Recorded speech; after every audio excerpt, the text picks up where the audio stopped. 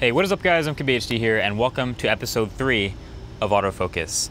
I love this series. This is like a fun way to explore the coolest tech on the road. But here's the thing about reviewing a car that isn't yours. You get it, you get to drive it, you have a lot of fun with it, you push it to its limits and everything, and that's great.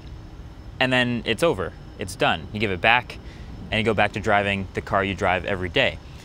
Which is great and everything, but as someone who has a deposit in for a 2020 Tesla Roadster, it kind of got me thinking, what's it like to drive a supercar every day? What's it like to live with a supercar? So this Autofocus episode 3 is going to help me figure out exactly that. This is the Acura NSX.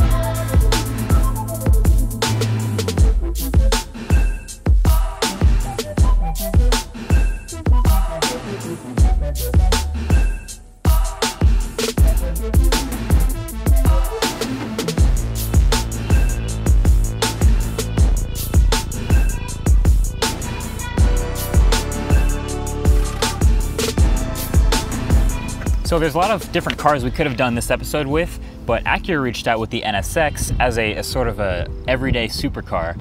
And after having driving it, I actually agree with them on a lot of those things, but plus it also has a lot of similarities or parallels with the Roadster. Now also, I've seen a lot of people questioning whether or not the NSX is a true supercar.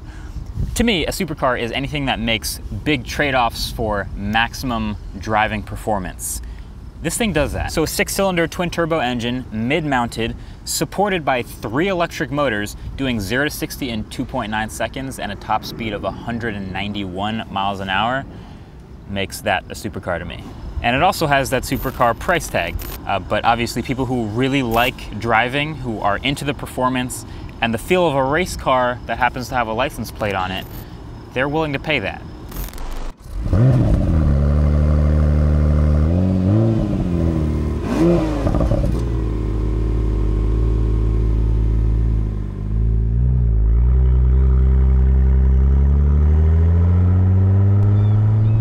But what are you getting? Well, I've spent the last week driving this car everywhere, every single day, so here are some things I've picked up on driving a supercar every day. Right off the bat, number 1 is how low you are. Even if you don't realize it from outside the car, as soon as you get in, you are way closer to the road and everything about this car is lower and more compact. The suspension is stiffer, the front and rear bumpers are super close to the ground, which means 2 things. 1, you will now feel every bump and you'll start to notice certain roads because they're just slightly less than ideal pavement. And number 2, clearance. It's really easy to scrape the front bumper or the bottom of this car. Driveways, speed bumps, they all become a problem. Every single little pothole or speed bump or anything like that is a challenge in this car. You might as well just drive like a crazy person and swerve and avoid all of them because they'll be more important than you think later. Excuse me, sir. Coming through. I'm definitely at the end of visibility for other cars around me. If you're in like a minivan or a pickup truck or even a big car and you look out your window at me next to you, you're just gonna see the roof of this car. You're not gonna see like the entire car. So visibility is important from inside the car, but also from the perspective of other people looking at you. It's harder to see a car like this. That being said, I do feel super planted and connected to the road and confident and pretty fast. You also pretty quickly notice there's only really enough room in the car for the driver and whoever sits next to them at best. Basically, storage and space has never really been easy in supercars, basically because they're so focused on the whole driving part that storage is basically an afterthought. I'm just feeling like this very much has a cockpit type of feel. This big center console in the middle kind of separates the driver from the passenger if you have a passenger. If not, it's just a backpack and some audio gear. But like you feel like everything is at an arm's reach and everything is very forward. Very forward. So like I mentioned, there's electric motors in this car. There are 2 in the front, one actually at each wheel and one in the back. And technically that makes this a hybrid, but it doesn't drive like a hybrid for efficiency. It drives like a hybrid for performance. So it's using those electric motors to fill like torque gap and fill in for turbo lag and really get you going up quickly as soon as you hit that pedal, because that's what electric is good at. But so then with those electric motors, you get a couple different driving modes.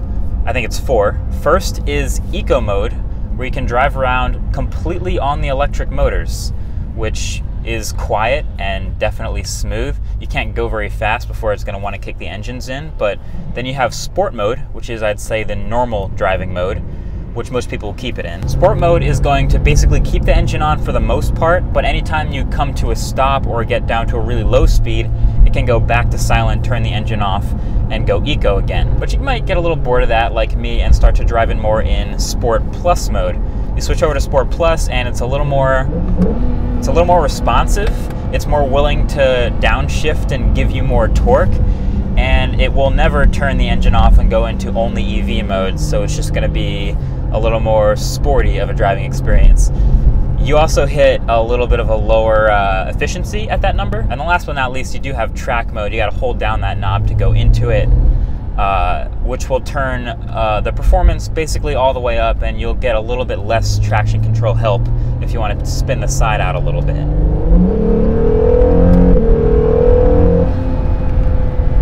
This thing kicks though.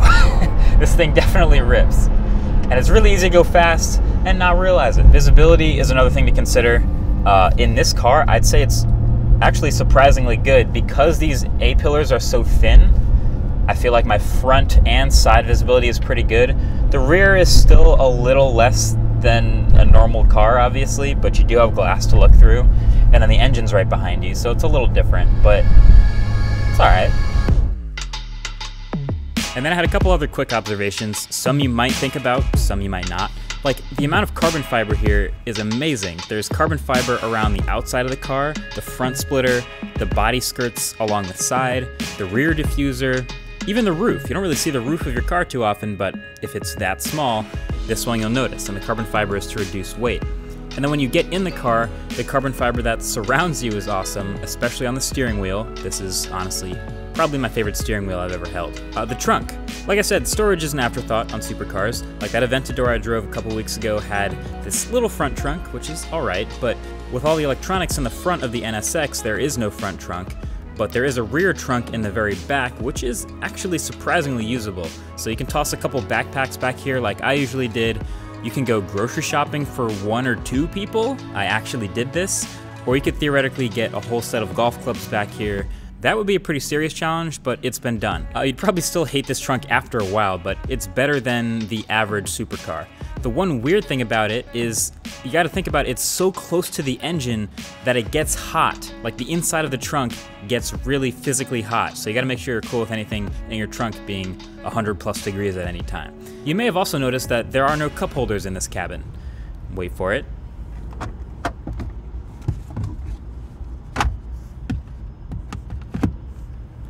All right, now there are 2 cup holders in this cabin.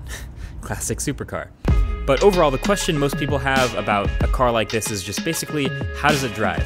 And this NSX is, I would say, actually much easier to drive than something like the Aventador. That car was, believe it or not, sometimes really harsh in a lot of ways. The NSX here is still stiff and super responsive and low. The brakes are huge too, people don't talk about the brakes as much, but it still kind of keeps a lot of the things that make it feel like the everyman's supercar, or at least make it more daily usable.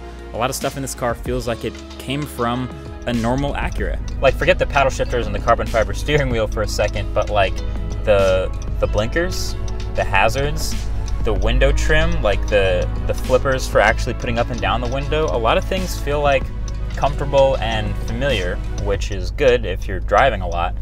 And it's also kind of adds to that everyday supercar feel. The infotainment system is easily the worst part of this car. Probably not something you want to feel like it came from another Acura, but it still does. That and the backup camera, it looks like it came straight from 1994.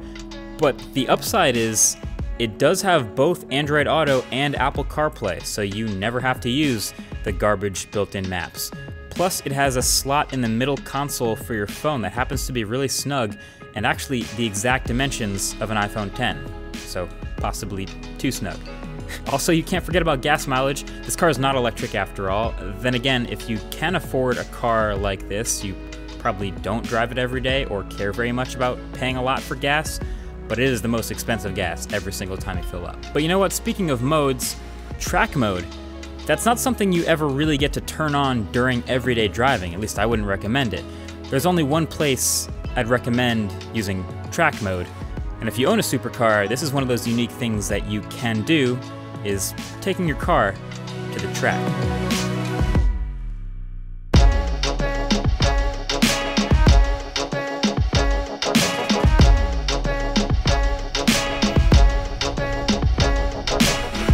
Alright, so this is my first time ever on a track. We're gonna do a sort of tutorial modes and figure it out the first time, and then we'll put the helmets on and go fast later. But let's see what this is made of. We're in track mode. The fun begins. So for this tutorial mode, we're doing a couple laps around the track. It's empty, it's just me and Ari, one of the owners and a quality driver himself, and he's showing me all the turns, the race lines, and I'm gonna follow him and get to know it a little bit. Then once I'm comfortable, I'll signal to him that I'm good, and then we'll really move this thing. It's pretty tame. It's a pretty tame start. Up and around the turn, hugging the inside, coming back out wide, braking 200 feet, braking 100 feet, brake a little. Okay, I feel like I'm getting it. I'm getting it.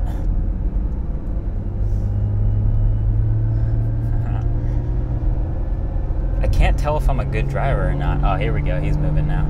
The one thing I love about the track road, obviously, not only are there no potholes, but it is super, super smooth. You get a different sort of confidence knowing exactly what the car will do at any point in any turn. Unlike New Jersey roads. Top of the turn, big sweeper. Keeping the outside. All right, I think I'm getting the hang of it right now. We've completed our tutorial laps. We're gonna move over, get the helmets on, and actually go more than 65 miles an hour. Like way, way more than 65 miles an hour.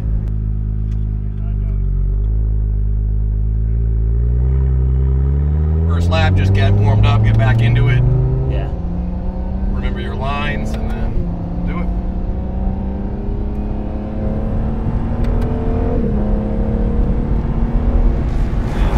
And brake.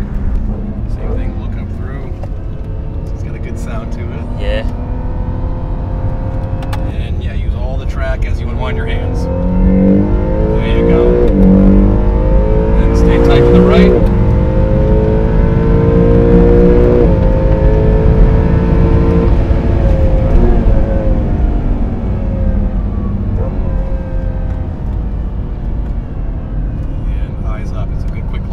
Left, and then a quick right. There you go. Alright. Same thing, looking up through. Just roll through, no need for brake there. Same thing, use all the track. There you go.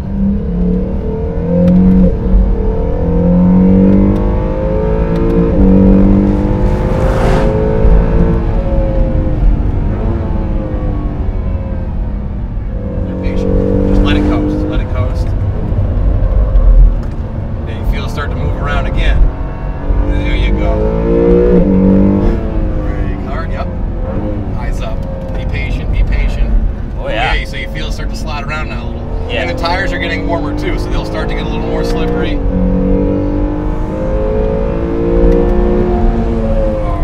wherever you want to go. So maybe brake a little sooner. Yeah. There you go. And roll back to power. For a tech guy, you're not afraid to throw a car around. No, a little bit into it.